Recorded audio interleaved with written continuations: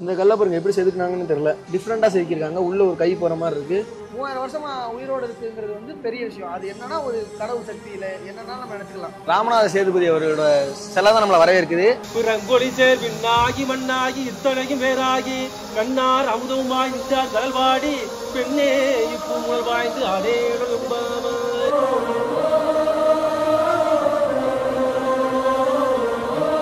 வாழ்நாள்ல ஒரு டைமாவது பார்க்க வேண்டிய ஒரு கோயில் இந்த உத்திரசமூக கோயில். ஏன் அதை சொல்றேன்னா, திருவாரூர்ல பிறந்தா முக்தி, காசியில இறந்தா முக்தி, திருவண்ணாமலையை நினைச்சா முக்தி, ராமநாதபுரத்துல இந்த உத்திரசமங்க மண்ணை மிதிச்சாலே முக்தி தான். அவ்வளவு சிறப்பான பெருமை உள்ள வியப்புடைய ஒரு இடத்துல தான் நம்ம நின்றுகிட்டு இருக்கோம்.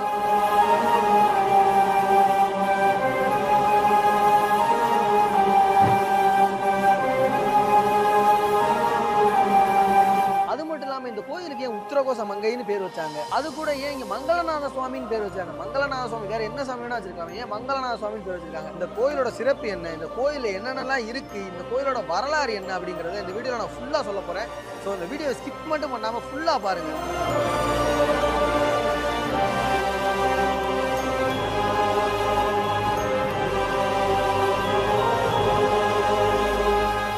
இந்த சன்னதிகள் எதையுமே காட்டக்கூடாதுன்னு வந்து கோயில் நிர்வாகம் சொல்லிருச்சு. அதனால எந்த ஒரு சன்னதியும் நாங்கள் காட்ட போகிறது கிடையாது. எல்லாத்தையுமே வந்து இங்கே வேறு என்னென்ன இருக்குங்கிறத மட்டும் நம்ம சொல்ல போகிறோம். இந்த கோயிலுக்கு வந்து மங்களநாத சுவாமி தான் இங்கே மூலவராக இருக்கார். அவர் போகிற பார்க்குறதுக்கு முன்னாடியே இங்கே பாருங்க, இது எந்த காலத்தில் வச்சதுன்னு யாருக்குமே தெரியாது. வரலாற்றுலையுமே இதுக்கான தகவல் எதுலையுமே கிடைக்கல. இது வந்து ஒரு கல் மாதிரி செதுக்கி வச்சுருக்காங்க இங்கே சாமி கும்பிட்றதுக்காக. அதே மாதிரி இங்கே பாருங்கள், இது ஒரு சாமி தான். இந்த எல்லாமே சிதலடைஞ்சு சும்மா இருக்குது. இப்போ இது பயன்பாட்டுக்கு இல்லை, அதுக்கு பதிலாக வேறு சாமி இப்போ புதுசாக தயாரித்து உள்ளே வச்சுருக்காங்க. கிட்டத்தட்ட எப்படி பார்த்தாலும் ஒரு 10,000 வருஷத்துக்கு முன்னாடி அந்த ஒரு அந்த ஒரு கணக்கில் தான் இருக்கணும். எல்லா கோயிலையும் வழக்கமாக இருக்கிறது தான். நந்தியை வந்து வணங்கிட்டு தான் சிவபெருமானோ இல்லை எந்த சாமினாலும் போவோம். அந்த மாதிரி அமைப்பில் தான் இது இருக்குது. இதுக்குமே பழமையானதாக தான் இருக்குது. இங்கே பாருங்கள், அது அப்படியே பார்த்தோம்னா இங்கே விநாயகர், அங்கே முருகர். முதல் கடவுளான விநாயகரை கும்பிட்டுட்டு அதுக்கப்புறம் தான் முருகனை கும்பிடுவாங்க. அதுதான் நம்மளோட வழக்கம். ஆனால் நம்ம வெளியே பார்த்துருப்போம், இங்கிட்டு அப்படி இடம் மாற்றிருப்பார். இங்கிட்டு முருகன் இருப்பார், இங்கிட்டு பிள்ளையார் இருப்பார். ஏன்னா ஆகம விதி வந்து தோன்றதுக்கு முன்னாடி இந்த கோயில் கட்டப்பட்டது. இந்த கோயில் எப்போ கட்டுச்சுன்னு யாருக்குமே தெரில. நம்ம இப்போ 4வது யுகத்தில் இருக்கோம். 2வது யுகத்தில் வந்து ராவணனுக்கு கல்யாணம் நடந்த இடம் இந்த இடம்னு சொல்கிறாங்க. அப்போ யோசிச்சு பாருங்க, 2வது யுகத்தில் நடந்திருக்கு, இப்போ 4வது யுகத்தில் இருக்கும். ஆனால் அப்பவே இது பிரபலமான கோயில். அப்போ கல்யாணம் நடந்திருக்குன்னா அப்போ அதுக்கு முன்னாடியே இந்த கோயில் தோன்றி இருக்கணும். அதுக்கான சரியான வரலாறு இதுவரை யாருக்குமே கிடைக்கல. எல்லாம் தேடிக்கிட்டு தான் இருக்காங்க. எல்லா தொழில் ஆராய்ச்சி எல்லாருமே பண்ணிட்டு தான் இருக்காங்க. ஆனால் அதுக்கான விடை வந்து இன்னுமே வந்து புரியாத புதிராக தான் இருக்கு. அது போக நிறைய ஒரு மர்மங்கள் நிறைந்த கோயில் தான் இது. இங்க பாருங்க, இன்னொரு சிறப்பு, இந்த கோயிலோட சிறப்பு இன்னொரு சிறப்பு நான் உங்களுக்கு காமிக்கிறேன். இங்க இருக்கு பாருங்க, இது சிங்கத்தோட வாய். சிங்கம் மரத்துக்கு சிங்கத்தோட வாய்க்குள்ள ஒரு பால் மாதிரி முன்னாடி இருந்துச்சு. அந்த பால் எப்படின்னா சுத்திக்கிட்டே இருக்கும். அது வெளியவும் எடுக்க முடியாது. எப்படி உள்ள வச்சிருக்காங்கன்னு தெரியல. ஒருவேளை சிங்கத்தோட வாயில வச்சுதான் அதை வந்து பண்ணாங்களா இல்லை எப்படி அதை பண்ணினாங்கன்னு தெரியல. எப்படி சொல்றது, ரொம்ப காலத்துக்கு முன்னாடி பண்ணியிருக்காங்க. ஒரு டெக்னாலஜியோட பண்ணியிருக்காங்க.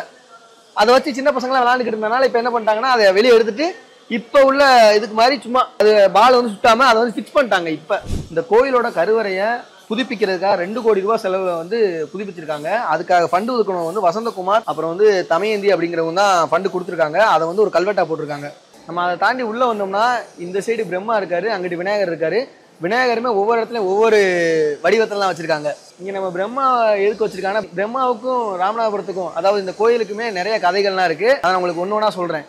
நம்மளை படைச்ச பிரம்மாவுக்கு எங்கேயுமே கோயில் இல்லை, ஏன்? அதுக்கு ஒரு சின்ன வரலாறு இருக்கு. ஒரு டைம் பிரம்மாவுக்கும் விஷ்ணுவுக்கும் ஒரு சின்ன கருத்து வேறுபாடா இருக்கு. அடியையும் முடியும் கண்டுபிடிக்கணும் அப்படிங்கிற மாதிரி 2 பேரும் வாக்குவாதம் பண்ணிக்கிட்டு இருக்காங்க. அப்ப என்ன பண்றாரு விஷ்ணு, என்ன பண்றாரு, கீழே பூலோகத்துக்கு போய் நான் அடியை காண போனேன் அப்படின்னு சொல்லிட்டு ஒரு வேற அவதாரத்துல உள்ள போறாரு போய்கிட்டே இருக்காரு. இப்ப பிரம்மா என்ன பண்றாரு, மேல போய் முடிய பார்க்கணும் அப்படின்னு சொல்லிட்டு மேல அவர் ஒரு சைடு போறாரு, மேலையும் போறாரு, கீழையும் போறாரு. இவங்க 2 பேரும் 2 சைடு போயிட்டே இருக்காங்க. ஒண்ணுமே கிடைக்கல 2 பேத்துக்குமே. அப்ப என்ன பண்றாங்க, போற வழியில் தாளம்பூ இருந்திருக்கு. தாளம்பூவை பார்த்துட்டு தாளம்பூ கேட்டிருக்காரு, நான் ரொம்ப தூரம் வந்துட்டேன், ரொம்ப நாள் வந்துட்டேன், எனக்கு வந்து அவரோட முடிய பார்க்க முடியல, நீ எனக்கு உதவி பண்றியா அப்படின்னு தாளம்பூட்ட கேட்க, அவர் வந்து நான் என்ன உதவி பண்ண முடியும் அப்படின்னு கேட்டோன்னே தாளம்பூட்ட வந்து சொல்றாரு, நீ எனக்காண்டி ஒரு பொய் சொல்லு, நான் வந்து உன்னை பார்த்தேன், நான் வந்து முடியை வந்து பார்த்துட்டேன் அப்படின்னு மட்டும் வந்து பொய் சொல்லுங்கன்னு. அதே மாதிரி வந்து அந்த தாளம்பூவும் பிரம்மாவும் வந்து என்ன பண்றாங்கன்னா சிவபெருமான்ட்ட பொய் சொல்லிடுறாங்க. என்ன பொய்னா, இந்த மாதிரி நான் அவரை வந்து முடியை பார்த்துட்டாரு அப்படின்னு. இதை கேட்ட உடனே சிவபெருமானுக்கு கோவம் வந்துருச்சு. என்னோட முடியை யாராலையுமே பார்க்க முடியாது, நீ எப்படி வந்து என்கிட்ட போய் சொல்லலாம் அப்படின்னு சொல்லி அவருக்கு சாபங்க பெற்றது வந்து இந்த ஒரு இடத்துல தான். எப்படி சாபம் கொடுக்குறாரு, உனக்கு வந்து எங்கேயுமே கோயில் கிடையாது, கோயில் உனக்கு தனியாக கட்டவே மாட்டாங்க பிரம்மாவுக்கு அப்படின்னு சொல்லி சொல்லிட்டாங்க. அதே மாதிரி தான் தாளம்பூக்குமே, நீனே என்கிட்ட போய் சொல்லிட்டீங்கல்ல, உங்களுக்கு எந்த ஒரு கோயில்லையுமே தாளம்பூ பயன்படுத்தவே மாட்டாங்க அப்படின்னு சொல்லிட்டு ஒரு சாபம் கொடுத்துறாங்க 2 பேத்துக்கும். அந்த சாபம் விழுந்துச்சுல, அந்த அப்போ வந்து பிரம்மாவுக்கும் தாளம்பூவுக்கும் வந்து இங்கே தான் வந்து மன்னிப்பு கேட்குறாங்க சிவபெருமான்ட்ட. இங்கே சாப விமோச்சனம் வந்து கிடைக்கிறது வந்து இந்த ஒரு இடத்துல தான். அதனால தான் இந்த ஒரு இடத்துல தாளம்பூ வந்து சிவபெருமானுக்கு வந்து அர்ச்சனைக்கு வந்து வைக்கிறாங்க. இப்போ அவங்க அங்கே பாருங்க, உள்ள வந்ததுமே ராமநாத சேதுபதி அவர்களோட சிலை தான் நம்மளை வரவேற்குது. எதனால இவங்களோட சிலையை வச்சிருக்காங்கன்னா, சேதுபதி மன்னர்கள் வந்து இந்த கோயிலுக்கு நிறைய தொண்டாடி இருக்காங்க. அந்த ஒரு காரணத்துக்காக இந்த சேதுபதி மன்னரை நம்மளை வரவேற்கிற மாதிரி பண்ணியிருக்காங்க. அப்படிங்கிற பிள்ளையார் இருக்காரு.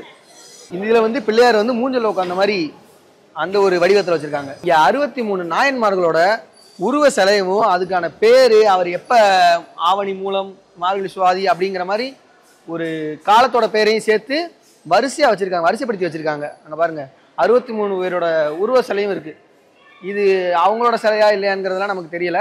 ஆனா 63 பேரோட சிலைகள் இருக்கு. ஒவ்வொன்றும் ஒரு ஒரு விதமா இருக்கு. இங்க பாருங்க, திருநாவுக்கரசர் உங்களுக்கு எல்லாத்துக்கும் தெரிஞ்சிருக்கும். அவர் பேர் மட்டும் நமக்கு தெரிஞ்சிருக்கேன், நம்ம அவ்வளவுதான் படிச்சிருக்கோம். அவரோட பேர் நமக்கு தெரியுது. அதே மாதிரி எல்லாரோட பேர் இருக்கு. அது போக அம்மன் நிறைய பேரை வந்து வரிசைப்படுத்தி வச்சிருக்காங்க. ராம்கி, வராகி அம்மன், சிவதுர்கா, பத்ரகாளி, கணபதி. இது வந்து சிவனும் பார்வதியும் ஒன்னா காட்சி அளிச்ச அந்த ஒரு காட்சியை அப்படியே செதுக்கி வச்சிருக்காங்க. சூப்பரா இருக்குங்க. அந்த அந்த அவங்களோட கல்வெட்டோட சிறப்பை மட்டும் பாருங்க, எவ்வளவு தத்ரூபமா ரொம்ப சூப்பரா வடிவமைச்சிருக்காங்க. இங்க ஒரு தனியா ஒரு சிலை இருக்கு. இது ஒரு அம்மன் சிலை மாதிரி தான் இருக்கு. சேதம் அடைஞ்சுதான் இருக்கு, பழைய சிலை தான். இது ஏதோ ஒரு காரணத்துக்காக இங்க வச்சிருக்காங்க. நான் ஏற்கனவே சொல்லியிருந்தேன், இந்த கோயில வந்து நிறைய புரியாத புதிர்கள்லாம் இருக்கும் அப்படின்னு. அதே மாதிரி தான் இங்க பாருங்களேன், ஒரு சிவன் பக்கத்துல ஒரு அம்மன், ஒரு சிவன் ஒரு அம்மன். ஒரு சில இதுல நந்திவர்மன் இருக்காரு, இன்னதுல நந்தி இல்ல. வரிசையா பாருங்க. இது எதுக்காக வச்சிருக்காங்கன்னு உண்மையான காரணம் எனக்கு தெரியல. உங்களுக்கு தெரிஞ்ச நீங்க கண்டிப்பா கமெண்ட் பண்ணுங்க. இது மாதிரி ஏகப்பட்ட புதிர் இந்த கோயில்ல இருக்கு. கோயிலுக்கு பின்னாடி வந்து கன்னிமூல கணபதி அந்த சைடும் ரைட் சைடும், அதுக்கு அப்படியே லெஃப்ட் சைடு வள்ளி தெய்வானையும் முருகனோட சேர்ந்து இருக்கிற மாதிரி அதுக்கு ஒரு தனி சன்னதி வச்சிருக்காங்க. அந்த சன்னதி, இந்த சன்னதிகள் எதையுமே காட்டக்கூடாதுன்னு வந்து கோயில் நிர்வாகம் சொல்லிருச்சு. அதனால எந்த ஒரு சன்னதியும் நாங்கள் காட்ட போறது கிடையாது. எல்லாத்தையுமே வந்து இங்க வேற என்னென்ன இருக்குங்கிறத மட்டும் நம்ம சொல்ல போறோம். இப்போ இந்த கோயில்ல வேலை நடந்துகிட்டு இருக்கனால எந்த ஒரு இடத்தையும் நம்ம காமிக்க முடியல. இந்த மாதிரி எல்லாத்தையுமே புதுப்பிச்சுக்கிட்டு இருக்காங்க. இது வந்து முன்னாடி ரொம்ப பழசா சேதம் அடைஞ்சு அப்படிலாம் இருந்துச்சு. இப்போ எல்லாத்தையுமே கிளியர் பண்ணி சூப்பரா வச்சுக்கிட்டு இருக்காங்க, நல்லா மெயின்டைன் பண்றாங்க. இங்க கும்பாபிஷேகம் வர போறதுனால வேலை ரொம்பவே ஸ்பீடா நடந்துகிட்டு இருக்கு. அதனால நம்ம அதெல்லாம் காட்ட முடியல. இங்க பாருங்க, இந்த மாதிரி எல்லாத்தையுமே வேலை பார்த்துக்கிட்டு இருக்காங்க. இந்த பிரகாரத்தை பாருங்க, இந்த பிரகாரத்துல உள்ள மாதிரி எல்லாத்தையும் ரெடி பண்ணிட்டு இருக்காங்க.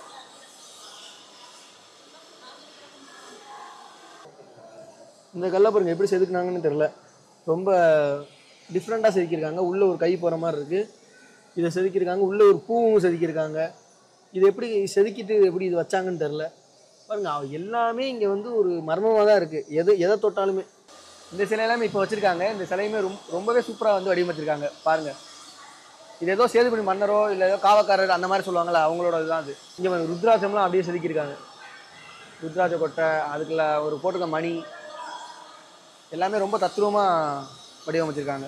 இந்த கோயில் வந்து இத்தனை வருஷம் இத்தனை யுகமா இருக்குன்னா, இந்த தூணோட சைஸை பார்த்தாலே உங்களுக்கு தெரியும். ஒவ்வொரு தூணுமே 2-3 பேர் சேர்ந்து கட்டி பிடிக்கிற அளவுக்கு இருக்கு.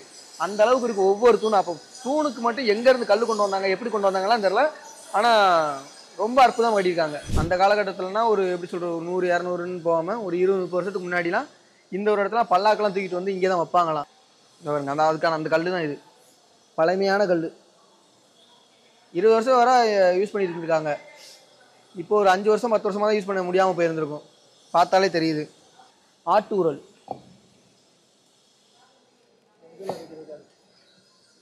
இங்கே சாமிக்கு ஏதாவது அர்ச்சனை அபிஷேகம் ஏதாவது பண்ணுறதுக்கு, மஞ்சள் அரைக்கிறது அந்த மாதிரி பண்ணுறதுக்கு இங்கே ஒரு கல் இருக்குது. இந்த கல் பாதி உள்ளே போயிருக்கு, பாதி தான் இருக்குது. இது என்ன கல்னே தெரில. இல்லையே, இன்னொரு கல் பெரிய கல்லாக தான் இருக்குது. இந்த ஒரு தூணில் மட்டும் இங்கே பாருங்க, அகஸ்தியர் முனிவர் இருக்காரு. இங்கே பாருங்க, பதஞ்சலி முனிவர். இந்த சைடு வாங்க, இவர் வந்து வியாக்கிரபாத முனிவர். எதுக்காக, யார் இந்த பதஞ்சலி முனிவர், யார் இந்த வியாக்கிரபாத முனிவர்னா, பார்வதி தேவிக்கு வந்து சிவபெருமான் தனியா நடனம் ஆடி காமிச்சாரு, ஆனந்த தாண்டவம் ஆடி காமிச்சார்ல. இவங்க 2 பேரும் அவங்க கூட வந்து ஒரு 1000 முனிவர்களும் தவம் பண்றாங்க. என்னன்னா, நீங்க வந்து பார்வதி தேவிக்கு காமிச்சதை வந்து எங்களுக்கும் ஆடி காமிங்க அப்படின்னு சொல்றாரு. அப்ப சிவபெருமான் என்ன சொல்றாருன்னா, நான் இங்க வந்து பார்வதி தேவிக்கு மட்டும் ஆடி காமிச்சிட்டேன் தனியா. உங்களுக்கு நீங்க பார்க்கணும் அப்படின்னா சிதம்பரத்துல தில்லை நடராஜர் கோயில்ல நான் ஆடி காமிப்பேன் அப்படின்னு சொன்னாங்க. அப்ப ஃபர்ஸ்ட் நடனம் ஆடி காமிச்சது வந்து இந்த ஒரு இடத்துல தான். இங்க இதுக்கு அப்புறம் தான் சிதம்பரம் நடராஜர் கோயில்ல 2வது டைமா தான் அம்பலத்துல, அதாவது ஒரு மேடையில நடனம் ஆடி காமிச்சிருக்காரு. அப்ப இருக்கிற ஜீவராசிகள் எல்லாரும் பார்க்கணும் அப்படிங்கிறதுக்காக ஆடி காமிச்சிருக்காரு. 2வதா முதல்ல இங்க வந்து ஆனந்த தாண்டவம் ஆடுனனாலதான் இந்த கோயில் ரொம்பவே சிறப்பா இருக்கு. இதை தூக்கி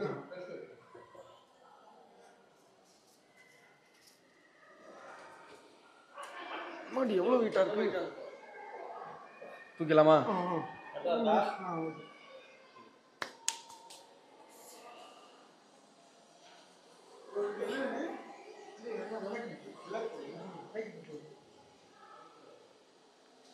இப்போ நான் தூக்கி வச்சது வந்து ஒரு விளக்கு தான். விளக்குல ஒரு பார்ட்டு, அது வந்து பெரிய விளக்கு, அதில் ஒரு பார்ட்டு நான் தூக்கி வச்சேன். அதுவே என்னால் தூக்க முடியல, அவ்வளோ வெயிட்டாக இருக்குது, ரொம்ப வெயிட்டாக. அது எப்படி பார்த்தாலும் ஒரு 50 கிலோ இருக்கும் அந்த ஒரு பார்ட்டு மட்டும். அப்போ மொத்த விளக்கு வந்து எவ்வளோ ஒரு வெயிட் இருக்குன்னு நீங்களே கெஸ் பண்ணுங்க. இப்போ உள்ள கோயில் எல்லாத்துலேயுமே நவகிரகம் இருக்கும், அது உங்கள் எல்லாத்துக்குமே தெரியும். ஆனால் இந்த ஒரு கோயிலில் மட்டும்தான் சந்திரனுக்கும் சூரியனுக்கும் தனித்தனியாக, ஏன்னா நவகிரகங்கள் சேர்ந்து இருக்கும்ல, அப்படி இல்லாமல் இந்த 2 சாமிக்கு மட்டும்தான் இருக்குது. அது போக இது எப்ப தோன்றுச்சுன்னு, எதுக்கு நான் பழமையான கோயில் நான் திரும்ப சொல்றேன்னா, ஆகம விதி அப்படிங்கறத தாண்டி தான் இந்த கோயில் இருக்கு. நவகிரகமே தோண்டல.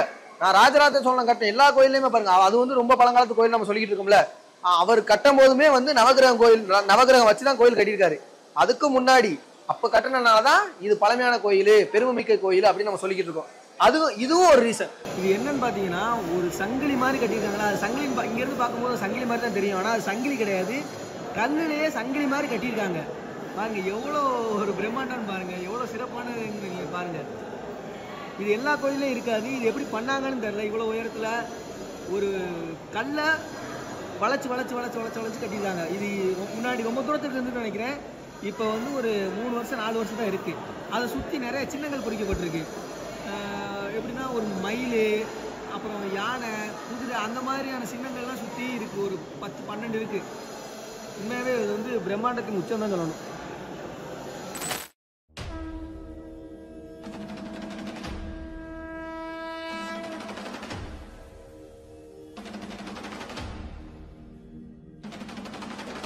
இங்கே மங்கள விநாயகர், அதுக்கப்புறம் மங்களேஸ்வரி சாமி வரிசையாக சன்னதி அடுத்தடுத்து வச்சுருக்காங்க.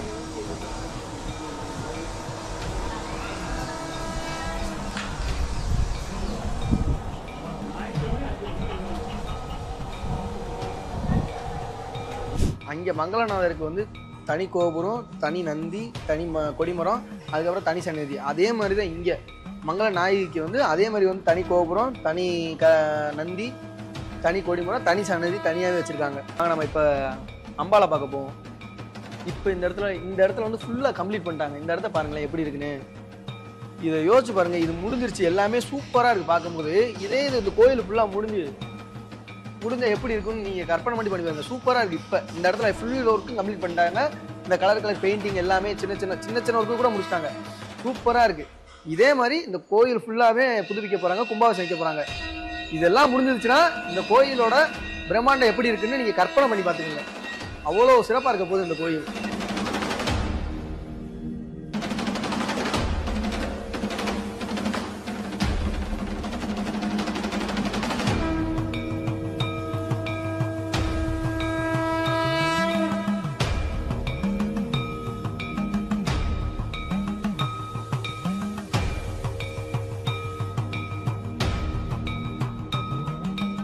வந்து ஆருத்ரா தரிசனத்துக்கு 10 நாளைக்கு முன்னாடி வர காப்பு கட்டி எல்லா கோயிலுமே வந்து கோயிலில் வந்து ஒரு அம்மனையோ ஒரு பெருமாளையோ இல்லை யாரோ ஒரு ஆள், சிவபனை யாரையோ ஒரு ஆள் வந்து ஊர்வலம் கூட்டு போவாங்க, நம்ம எல்லாத்துக்குமே தெரியும்.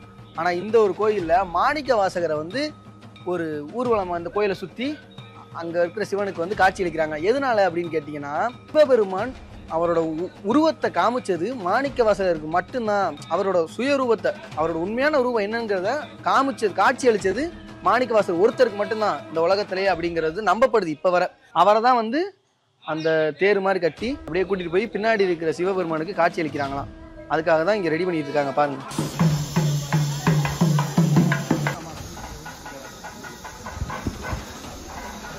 அடியாய் பிறங்கொடி சேர் விண்ணாகி மண்ணாகி இத்தனையும் வேறாகி கண்ணார் அமுதவுமாய் நின்றார் கடல்வாடி பெண்ணே இப்போ முழல் வாய்ந்து அடேனும்பாவாய் வந்து சகஸ்திரலிங்கங்கிறது வந்து அதுக்குன்னு ஒரு வரலாறு இருக்குது. அது எப்படின்னா, இதுதான் இழந்த மரம், 3000 வருஷம் பழமையான மரம்னு சொல்கிறாங்க. நம்ம இழந்த மரம்லாம் பார்த்துருப்போம், ஒரு 4 குச்சி இருக்கும், அதுதான் இழந்த மரம் நமக்கு தெரியும். ஆனால் 3000 வருஷம் ஆனனால இந்த மரம் கட்டையாக ஒரு மாதிரி கொப்பும் கொலையுமா பயங்கரமாக வளர்ந்துருக்கு.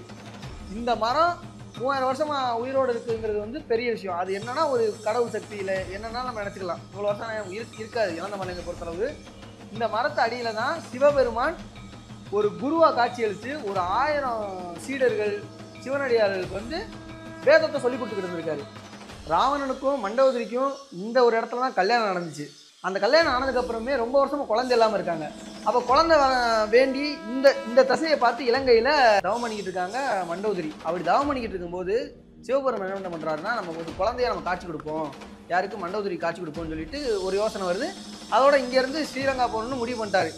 அப்போ போகிறதுக்கு முன்னாடி வேதத்தை வந்து இந்த ஓலைச்சுவடி அப்படின்னு நான் எழுதி வச்சுருப்பாங்கள்ல, அதை வந்து இங்கே ஒரு 1000 பேர்கிட்ட வந்து அதை கொடுத்து பத்திரப்படுத்தி வச்சுருங்க, நான் போயிட்டு வந்துடுறேன் அப்படின்னு சொல்கிறாரு.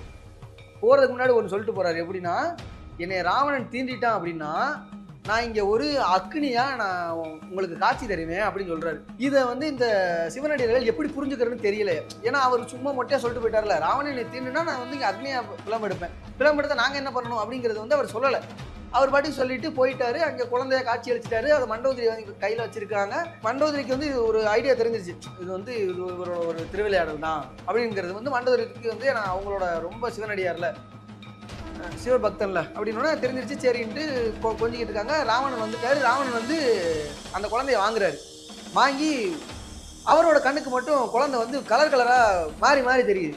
ஏன்னா அவருக்கு ஒன்றுமே புரியல. ஆனாலும் அவர் வந்து கொஞ்சிக்கிட்டே தான் இருக்காரு. அவருக்கு ஆசையாக இருக்குது அந்த குழந்தைய வச்சுக்கிறேன். அவர் என்ன சொல்லிட்டு போயிருக்காரு, என்னை தீண்டினாலே நான் இங்கே அக்னி திட்டமாக உருவெடுத்துன்னு சொல்லியிருக்காரா. அங்கே அவங்க தொட்ட உடனே இந்த ஒரு இடத்துல பெரிய அக்னி பிளம்பு மாதிரி உருவெடுத்துட்டாரு. யார்? சிவபெருமான். இந்த தீர்த்தத்துக்கு பேர் வந்து அக்னி தீர்த்தம். இந்த குளம் இருக்குல்ல, இதுக்கு வந்து அக்னி தீர்த்தம். இங்கே வந்து பெரிய நெருப்பு நடுவில் உருவாயிருச்சு. அப்போ என்ன பண்ணுறாங்கன்னா, அந்த 1000 பேரும் என்ன பண்ணுறதுன்னு தெரியல. ஐயோ அவர் பேர் இப்படி சொல்லிட்டு போயிட்டாரு, இனிமேல் நம்ம என்ன பண்ணணும்னு தெரில. எப்படினாலும் அவன் வந்து கடவுள் வந்து நம்மகிட்ட வந்து கேட்பாரு, எங்கே நான் கொடுத்த ஓலைச்சுவடிலாம் எங்கே, பத்திரப்படுத்தின வேதம்லாம் எங்கேன்னு கேட்டால் நம்ம என்ன பதில் சொல்லணும் தெரியல, நம்ம பேசாமல் இந்த தீயிலே விழுந்துருவோமா அப்படின்ட்டு அந்த 1000 பேர் என்ன பண்ணிட்டாங்கன்னா 999 பேர் இதுக்குள்ளே போய் விழுந்துடுறாங்க. விழுந்து இறந்துடுறாங்க. இறந்த உடனே அங்கே முடிச்சுட்டு சிவபெருமான் வராரு. வந்து கேட்குறாரு. ஒரே ஒருத்தர் மட்டும் மிச்சம் இருக்காரு. எங்கே எல்லோரும் என்னாச்சுன்னு கேட்டோன்னே எல்லோரும் இந்த மாதிரி தீக்கில் வந்து சரணாதி அடைஞ்சிட்டாங்க அப்படின்னோடனே அவருக்கு அது எப்படி என்ன பண்ணான்னு தெரில. அவர் வந்து அவங்களுக்கு ஒரு எப்படி சொல்கிறது, ஒரு வரம் கொடுக்குறாரு. அந்த 999 ஒரு வரம் கொடுக்குறாரு. என்னென்னா, இந்த ஒரு தீர்த்தத்திலேயே அவங்க ஒரு மீனாவே வாழட்டும், எனக்கு கடைசி வரை அடியாராக இருக்கட்டும்னு சொல்லி ஒரு வரம் கொடுக்குறாரு. 1000 பேர் 999 பேரும் மீனாவே எனக்கு அடியாராக இருக்கட்டும் அப்படின்னு சொல்லி வரம் கொடுத்துட்டாரா. அப்போ இவர் கேட்குறாரு, யார்? இன்னொருத்தவர் கேட்குறாரு. அவர் யாருன்னா முக்கியமான ஆள் அவர் தான் மாணிக்க வாசகர். அப்போ வந்து மாணிக்க வாசகர் வந்து ஒரு அடியாராக தான் இருக்கார். அவர் சொன்ன உடனே, உனக்கும் நான் ஒரு வரம் தரேன். என்ன? அப்போ அவர் கேட்குற, என்ன வரம் எனக்கு தருவீங்க அப்படின்னு சொன்னால், நீ உனக்கு அடுத்த பிறவி தரேன்னு. அவருக்கு ஒரே சந்தேகம், அடுத்த பிறவியில் நான் உங்களை மறந்துட்டேன் என்ன பண்ணுறது அப்படின்னு மாணிக்கவாசகர் திருப்பி அவர்கிட்ட கேட்குறாரு. கேட்ட உடனே, நானே உன்னை வந்து ஆட்கொள்கிறேன், புரியுதா? அப்போ வந்து அவர் அடியாராக இருக்கார். அடியாராக இருக்கிற போது ஜடாமுடியெல்லாம் வச்சிருக்கிறது தான் அங்கே நடராஜர் கிட்ட இருக்குங்களா, பச்சை நடராஜர், மர நடராஜர் இருக்கிறது தான் அந்த கோலத்தில் இருக்கிறது அங்கே இருக்குது. இதுக்குள்ளே இருக்கிறது வந்து அந்த அடுத்த பிறவியில் வந்தது. ஆக்சுவலாக மாணிக்கவாசகருக்கு 2 பிறவி.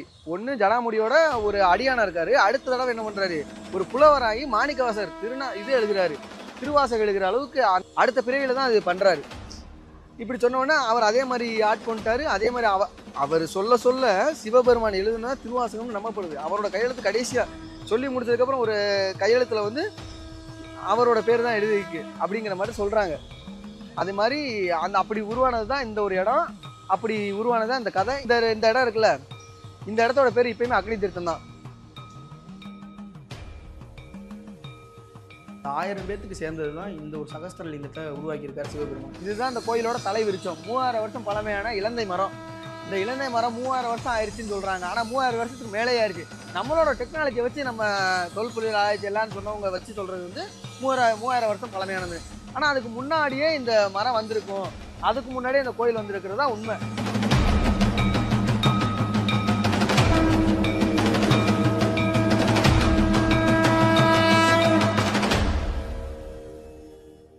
இது ஒரு குளம் மாதிரி இருக்குல்ல, இது குளம் கிடையாது. இது வந்து கடல் முன்னாடி இருந்ததுல கடலெல்லாம் உள்ள போயிருச்சு. இந்த இடம் மட்டும் தண்ணி கிடக்குன்னா இந்த தண்ணி வந்து நல்ல தண்ணி கிடையாது, கடுமையான உப்பு தண்ணி, கடல் உப்புன்னு சொல்லுவாங்களே அந்த மாதிரி உப்பு தண்ணி தான். இதுக்குள்ள கடல்ல வாழ்ற மீன் தான் இன்னும் வாழ்ந்துகிட்டு இருக்கு. எதனால அந்த சிவனடியார்கள் சொன்னல அவங்களோட அடியாரா இங்க வாழ்ந்துகிட்டு இருக்காங்க. இப்போ இங்க இருந்த கடல் எங்கன்னு கேட்டீங்கன்னா இப்போ ஏர்வாடி அந்த சைடு உள்வாங்கிருச்சு. முன்னாடி கடலா இருந்துச்சு, இப்போ அது கிடையாது. இந்த தண்ணி எப்பயுமே வத்தாது, மழை பெய்யுது பெய்யல அதெல்லாம் கிடையாது. எப்பயுமே இந்த தண்ணி கடந்துகிட்டே தான் இருக்கும், மீன் இருந்துகிட்டே தான் இருக்கும். இந்த கோவிலில் இருக்க மங்களநாத சுவாமி இருக்கார்ல, அவர் வந்து சுயம்பா உருவானது அப்படிங்கிறது எல்லாத்துக்குமே தெரியும். இங்க இருக்கிற பச்சை மரத நடராஜர் வந்து எப்படி இங்க உருவானது, சுயம்பா உருவானதா அப்படின்னு கேட்டால் அப்படி கிடையாது. அது வந்து ஒரு கடல்ல ஒரு கல்லா தான் கிடைச்சிருக்கு. அது மரக்காயர் தான் எடுத்துட்டு வந்து பாண்டிய மன்னர்கிட்ட கொடுக்குறாரு. அப்போ அந்த பாண்டிய மன்னர் என்ன பண்றாருன்னா சித்திர சண்முகர் வடிவேலுங்கிறவர்கிட்ட கொடுத்து அதை வந்து இந்த வடிவத்துல இந்த நடராஜர் வடிவத்துல செதுக்கி வச்சிருக்காரு. அப்படிதான் இந்த பச்சை மரத நடராஜர் வந்து நம்ம ஊருக்கு வந்திருக்கு. உத்திரகோசமங்கை, உத்திரகோசமங்கைங்க ஒரு பேருக்கே ஒரு விளக்கம் தனியாவே இருக்கு. உத்திரகோசமங்கை இந்த ஊருக்கு எப்படி பேர் வந்துன்னா, உத்திரம் அப்படின்னா சிவபெருமான், பார்வதி, மங்கைங்கிறது பார்வதி, கோசா அப்படிங்கிறது வந்து வேதம். அப்ப வந்து வேதத்தை ரகசியமா பார்வதி கிட்ட வந்து சிவன் சொல்லியிருக்காரு. அது அப்படிதான் அந்த பேர் உருவாச்சு. சரி, மங்களநாதன் ஏன் வேற எந்த சாமி பேர் வேணா இருக்கலாம், ஏன் மங்களநாதன் இருக்கு அப்படின்னு கேட்டீங்கன்னா அதுக்கு ஒரு காரணம் இருக்கு. எதனாலனா ராவணனோட மனைவி தான் மண்டோதரி, நம்ம எல்லாத்துக்குமே தெரியும். ஆனா அவங்களுக்கு கல்யாணம் ஆகிறதுக்கு முன்னாடி இந்த ஒரு இடத்துல தான் அவங்க வந்து தவம் கிடக்காங்க. எனக்கு நான் எப்படி அவங்க வரம் கேட்கறாங்கன்னா, எனக்கு வந்து ரொம்ப சிவபக்தியா இருக்கிற ஒருத்தர் தான் நான் கல்யாணம் பண்ணுவேன்னு யார் சொல்றாங்கன்னா மண்டோதரி சொல்றாங்க. ரொம்ப நாளா தவம் இருக்காங்க, அவங்களுக்கு அந்த மாதிரி யாருமே கிடைக்கல. அப்ப சிவபெருமான் என்ன பண்றாருன்னா அவருக்கு வந்து ராவணனை வந்து காமிக்கிறாங்க, 2 பேரும் கல்யாணம் பண்ணி வைக்கிறாங்க. அவங்களுக்கு கல்யாணம் இங்கதான் நடந்திருக்கு. மங்களநாத சுவாமி கருவறை இருக்குல்ல, அங்கதான் மண்டோதரிக்கும் ராவணனுக்கும் கல்யாணம் நடந்திருக்கு. அந்த ஒரு கல்யாணத்தை இங்க நடத்தி வச்சனாலதான் மங்களநாதர், மங்கள காரியம் இங்க நடந்திருக்கு. அதுக்கப்புறம் தான் மங்களநாத சுவாமின்னு இங்க பேர் வச்சிருக்காங்க. இது யார் ஏற்படுத்தினது, மக்களுக்கு சொன்னாங்களா? இல்ல, சிவபெருமானே அவங்களுக்கு அந்த பேரை ஏற்படுத்திக்கிட்டாங்க. அதுக்கு முன்னாடி இங்க வந்து ஆதி சிதம்பரம் அல்லது ஆதி சிவபுரம் அப்படின்னு தான் வந்து இந்த ஊரை வந்து அழைச்சிட்டு வந்திருக்காங்க. இந்த கோயிலோட பேரை இந்த நிகழ்ச்சி நடந்ததுக்கு அப்புறம் தான் மங்களநாத சுவாமி அப்படிங்கிற பேரை இங்க உருவாக்கியிருக்காங்க. திருவிளையாடல் 64 திருவிளையாடல் வந்து சிவபெருமான் நடத்திருக்காங்கிறது நம்ம எல்லாத்துக்குமே தெரியும். அதுல ஒரு திருவிளையாடல்னா வலை வீசிய படலம். அது ஃபுல்லாவே முழுக்க நடந்தது வந்து இந்த ஒரு இடத்துல தான் நடந்ததா சொல்றாங்க. அது என்ன படலம் நான் உங்களுக்கு டீட்டெயிலா சொல்றேன். அது எப்படின்னா, கைலாயத்துல ஒரு கட்டத்துல, கைலாயம்னா மேலோகத்துல வச்சுக்கோங்களேன், அங்க வந்து பார்வதிக்கு சிவபெருமான் வந்து வேதத்தோட வந்து நுண்பொருளை வந்து சொல்லிக்கிட்டு இருக்கும்போது அப்ப பார்வதி என்ன பண்றாங்கன்னா ஒரு கவனம் இல்லாம இருக்கவும் அதை பார்த்துட்டு கோவமாயி என்ன இவ்வளவு முக்கியமான ஒரு விஷயத்த சொல்றேன், நீ எதையுமே கண்டுக்காம இருக்க அப்படின்னு சொன்னோன்னே, இல்ல நான் கவனிச்சுட்டு தான் இருக்கேன் அப்படின்னு சொல்றாங்க. அதுக்கு அவர் ஒத்துக்கவே இல்லை. இல்ல நான் சொன்னதை வந்து நீ வந்து உதாசனப்படுத்துற அப்படின்னு சொல்லிட்டு உனக்கு நான் ஒரு சாபம் கொடுக்க போறேன் அப்படின்னு சொல்லி என்ன சாபம்னு கேட்டீங்கன்னா, நீ வந்து தென்கோடி கடையில ஒரு கடற்கரையில படிப்பறிவு இல்லாத மீனவ பெண்ணாதான் நீ பிறப்ப அப்படின்னு சொன்ன உடனே பார்வதி வந்து ஒரு மாதிரி, இல்ல என்னை மன்னிச்சிருங்க அப்படின்னு சொன்னோன்னே, இல்ல நீ படிப்பறிவு இல்லாத மீனவ பெண்ணாதான் பிறப்ப, நான் வந்து உனக்கு சாப விமோசனம் கொடுத்து உன்னை நான் அங்கிருந்து கல்யாணம் பண்ணி கூட்டிட்டு வருவேன், நீ தவற விட்ட வேதத்தை நான் உனக்கு அங்க கற்பிச்சு நான் உன்னை கூட்டிட்டு வருவேன் அப்படின்னு சொல்றாரு. அங்க கட் பண்ணோம்னா இங்க உத்தரசமங்கம் வந்துடாச்சு. உத்தரசமங்கையில பரதவ மீனவ குல தலைவர் வந்து குழந்தை இல்லாம இருக்காரு. அவரும் வந்து சிவபக்தர்னா அவரும் வந்து கடவுள்கிட்ட வேண்டிக்கிட்டே இருக்காரு, குழந்தையிலே. அவர் கண்ணுக்கு படும்படியா வந்து பார்வதி தேவிய இங்க வந்து ஒரு குழந்தையா இங்க இந்த இளந்த மரத்துக்கு அடியில் தான், இது வந்து இளந்தை காடா தான் இருந்து வச்சுக்கோங்களேன், இளந்தை மரத்துக்கு அடியில் தான் ஒரு பெண்ணை வந்து அவங்களுக்கு காட்சி அளிக்கிறாங்க. அதை வந்து அந்த தலைவர் எடுத்து கொஞ்சி இந்த மாதிரி எனக்கு குழந்தை கிடைச்சிருச்சு அப்படிங்கிற மாதிரிலாம் சந்தோஷப்படுறா. அந்த பிள்ளையும் குமரி ஆயிடுச்சு. குமரியாகி கல்யாணம் பண்ற வயசு வந்துருச்சு. இப்போ நம்ம அங்க போனோம்னா கைலாயத்துல வந்து எல்லாரும் உள்ள வந்துட முடியாது. இந்த ஒரு சாபத்தை வந்து அம்மாவுக்கு கொடுத்துட்டேன்னு சொன்ன உடனே விநாயகரும் முருகர் என்ன பண்றாங்கன்னா அங்க இருந்த வேதத்தை ஃபுல்லா எடுத்து கடலுக்குள்ள வீசுறாங்க. அந்த கடல் தான் நம்ம இங்க இருந்த கடல். உத்தரசமங்கையில் கடல் இருந்திருக்கு, நான் அதை அப்படியே டீட்டெயிலாக சொல்றேன். அந்த கடல் இருந்திருக்கு, அந்த கடலுக்குள்ள தூக்கி போட்டாங்க. அங்க காவலாளியா இருந்திருப்பாங்கல்ல, அது என்ன நந்தியம் தேவர் தான் அங்க வந்து காவலாளியா இருந்திருக்காரு. அவரை மீறி வந்துட்டாங்க. அப்ப வந்து சிவபெருமான் கோவப்படுறாரு, நீ தானே இங்க காவலாளி, நீ தானே இதை காவ காக்கணும், நீ ஏன் காவ காக்காம விட்டுட்டேன்னு உனக்கு ஒரு சாபம் கொடுக்குறாரு, நீ வந்து இந்த கடல்ல சுறாவை பறக்கணும் அப்படின்னு சொன்னா சுறாமீனா இங்க வந்து வாழ்ந்துகிட்டு இருக்காரு நந்தியம் பெருமாள். இந்த கோயின்சிடென்டா ரெண்டுமே நடந்துகிட்டு இருக்கு. இவங்களும் சுறாவும் வந்து பெரிய சுறாவாயிருச்சு, இவங்களும் கல்யாணம் பண்ற ஸ்டேஜுக்கு வந்துட்டாங்களா. அந்த சுறா மீன் என்ன பண்ணுதுன்னா அங்க மீன் பிடிக்க போவாங்கல்ல, அவங்க எல்லாமே வந்து எப்படி சொல்றது, துன்புறுத்துது, கொல்ல போகுது, எல்லாத்தையும் உடைக்குது. இவர் வந்து அந்த வேதத்தை வந்து தேடிக்கிட்டு இருக்காரு. இதுல இந்த இன்சிடென்ட் நடக்குது, போய் முட்டுது, இப்படிலாம் நடக்கும்போது அந்த தலைவர்கிட்ட போய் கேட்கறாங்க, தலைவரே இந்த மாதிரி எங்களை வந்து அந்த ஒரு சுறா மீன் வந்து எங்களை வந்து ரொம்ப கொடுமை பண்ணுது, எங்களை வந்து நிம்மதியா இருக்க மாட்டேங்கன்னு ரொம்ப யோசிக்கிறாரு, என்ன பண்றேன்னு தெரியல. அப்ப அவர் என்ன சொல்றாருன்னா, இந்த மீனை கொல்றவங்களுக்கு என்னோட பொண்ணை கட்டித்தரேங்கிற மாதிரி வாக்குமூலம் கொடுக்குறாரு. கொடுத்த உடனே அப்பதான் நம்ம தலைவர் என்ட்ரி கொடுக்குறாரு. யாரு? சிவபெருமான் வராரு. என்ட்ரி கொடுத்தோன்னா நீங்க பாத்திருப்பீங்க, இந்த படத்துல எல்லாம் பாத்திருப்பீங்க, திருவிளையாடல் படத்துல ஒரு கண்ணங்கரேர்னு ஒரு மாதிரி அந்த ஒரு வேஷத்துல வருவார்ல, அதை நம்ம வந்து வந்து சும்மா நம்ம திங்க் பண்ணிக்கிறோம். அந்த ஒரு கெட்டப்ல வராரு, வந்து இந்த மாதிரி பேசுவாரு. அந்த பேசணும்னு இந்த மாதிரி மீனை கொண்டா நான் என் பொண்ணை கொடுப்பேன், நீங்க பொண்ணை கட்டு தருவீங்களா அப்படின்னு சொன்னா அவர் வந்து என்ன பண்றாரு, அந்த மீனை அடக்கணும் சொல்லி போறாரு. அந்த மீனை கொல்றாரு. மீனை கொண்டோன்னா இந்த கல்யாணம் பண்ணி வைக்கணும்னு சொல்றாரு. அப்ப கல்யாணம் பண்றது எங்கன்னு பாத்தீங்கன்னா இந்த உத்தர சமூகையில இருக்கிற கோயில்ல. அப்பதான் இந்த கோயிலையுமே கல்யாணம் நடக்குது. யாருக்கு? சிவபெருமானுக்கும் பார்வதி அம்மாளுக்கு கல்யாணம் நடக்குது இந்த ஒரு கோயில்ல தான். அப்பயுமே இந்த கோயில் வந்து ரொம்ப பிரம்மாண்டமா தான் இருந்திருக்கு. பிரம்மாண்டமா இருந்திருக்கும். ஆனா இப்ப அது ஒவ்வொரு 3 யுகம் தாண்டிடுச்சுல. 2வது யுகத்துல இருந்து தோன்றிருக்குன்னு சொல்றாங்க. 3வது யுகம் முடிஞ்சு 4வது யுகம் வந்துருச்சு. கலியுகத்துல நம்ம இருக்கும். அப்ப 2 யுகங்கிறப்ப வந்து அது தோன்றி பிரபலமாயி மறுபடியும் வந்து அது ஸ்டார்டிங்ல இருந்து வந்திருக்கு. இப்ப நம்ம திருவண்ணாமலை வந்து ரொம்ப பெருசா சொல்றோம். திருவண்ணாமலை சிதம்பரம் அப்படி இப்படின்னு சொல்றோம். நம்ம ராம்நாட்டுல இவ்வளவு பிரசித்தி பெற்ற கோயில், இவ்வளவு வரலாறு பெற்ற கோயில் இருக்குங்கிறது நம்ம நிறைய பேருக்கு தெரியாமலே இருக்கு. சரி, நான் அதை சொல்லி முடிச்சிடறேன். அப்ப அவங்க வந்து கல்யாணம் பண்றாங்கல்ல, கல்யாணம் பண்ணிட்டு அதுக்கப்புறம் என்ன பண்றாரு, அந்த சுறாமீன் இருக்குல்ல, அந்த சுறாமீனுக்கும் இது விமோச்சனம் கொடுத்துறாரு, விடுதலை கொடுத்துறாரு அந்த சாபத்துல இருந்து. அதே மாதிரி இந்த கல்யாணம் பண்ணி இந்த ஒரு இடத்துல அவங்களுக்கு அந்த ரகசியம் சொன்னோம்ல, அந்த ரகசியத்தை சொல்லிடுறாங்க. வேதத்தின் ரகசியத்தை இந்த ஒரு இடத்துல சொன்னனாலதான் இந்த ஊர் பேர் என்ன வந்துச்சு, உத்திரகோச மங்கைன்னு வந்திருக்கு. இங்க வந்து வேதத்தை மட்டும் சொல்லி கொடுக்கல, ஆனந்த தாண்டவத்தை தனியா இருக்கும்போது அவங்களுக்கு மட்டும் ஆடி காமிக்கிறாங்க. யாருக்கு? பார்வதி தேவிக்கு. முத ஆனந்த தாண்டவத்தை எந்த இடத்துல ஆடி காமிச்சிருக்காங்கன்னு பாத்தீங்கன்னா இந்த உத்திரகோச மங்கையில தான் ஆடி இருக்காங்க. பாருங்க நம்ம எவ்வளவு சிறப்பு மிக்க இருக்குன்னு. இன்னும் சொல்லிக்கிட்டா இன்னும் நிறைய இருக்குங்க. சரி, பச்சை மரகத நடராஜரை எப்ப பார்க்கலாம்? வருஷத்துல 360 நாள் வந்தா பார்க்கலாமா? எல்லா நாளுமே அந்த திருமேனியை ஃபுல்லா பார்க்க முடியாது. வருஷத்துல ஒரே ஒரு நாள் தான் பார்க்க முடியும். அது என்னைக்குன்னா மார்கழி திருவாதிரை நட்சத்திரம் அன்னைக்கு முந்தின நாள் தான் பார்க்க முடியும். எதனால வந்து சந்தன காப்பு எப்பயுமே பூசிருக்கான்னு கேட்டீங்கன்னா, அந்த சந்தன காப்பு பூசாம இருந்தா அதுல வெடிப்பு சீக்கிரம் வந்து வெடிச்சு வருமா, கிராக் விடும்ல. செவருக்குன்னு ஒரு குறிப்பிட்ட கலர் இருக்கு. அந்த மாதிரி மரகதங்கிறது வந்து ரொம்ப மெல்லிசான ஒரு இதான், ரொம்ப வந்து சாஃப்டான ஒரு கல். அந்த கல்லுல வந்து சவுண்டு, அப்புறம் இந்த இயற்கையாவிலே காத்தடிக்கிறது அப்படிலாம் ஆச்சுனாவே சீக்கிரமே அது சேதம் அடைஞ்சிடும். அதனாலதான் அது அவ்வளோ பொக்கிஷமா பாதுகாத்துறாங்க. எதனால இது அவ்வளவு பாதுகாத்துறாங்க, இதன் அவ்வளவு வேல்யூ அப்படின்னு கேட்கலாம். நீங்க மரகத நாணயம் படம் பார்த்திருப்பீங்கன்னு நினைக்கிறேன். அதுல இத்தினோண்டு தான் இருக்கும் அந்த மரகத அந்த கல்லு. அந்த கல்லுக்காக அவ்வளவு இது நடக்கும், அவ்வளவு காசு கொண்டு வருவாங்க. பையா ஒரு 4-5 பை கொண்டு வந்துருவாங்க. அது எத்தனையோ கோடி இருக்கும். இதுல 6 அடி உயரத்துக்கு அந்த பச்சை மரகத நடராஜர் இருந்தா சொல்லவா வேணும், அவ்வளவு பாதுகாப்பு கொடுத்துதாங்க ஆகணும். ஏன்னா அதுக்கான வேல்யூ அப்படி. அந்த கல்லு வந்து உலகத்துல எங்கேயுமே கிடையாது, இங்க மட்டும் தான் கிடைக்குது. இவ்வளவு வேல்யூபிளான பொருள் நம்ம வச்சிருக்கும் போது யாரும் சும்மா இருக்க மாட்டாங்க, ஏதாவது திருடுறதுக்குலாம் ட்ரை பண்ணுவாங்க. 1300களில் வந்து அந்நிய படையப்புல வந்து இதை வந்து திருடிட்டு போகலாம், இல்லை நம்ம இதை வந்து சேதப்படுத்திடலாம் அப்படிங்கிற ஒரு நோக்கத்தோட தான் வராங்க.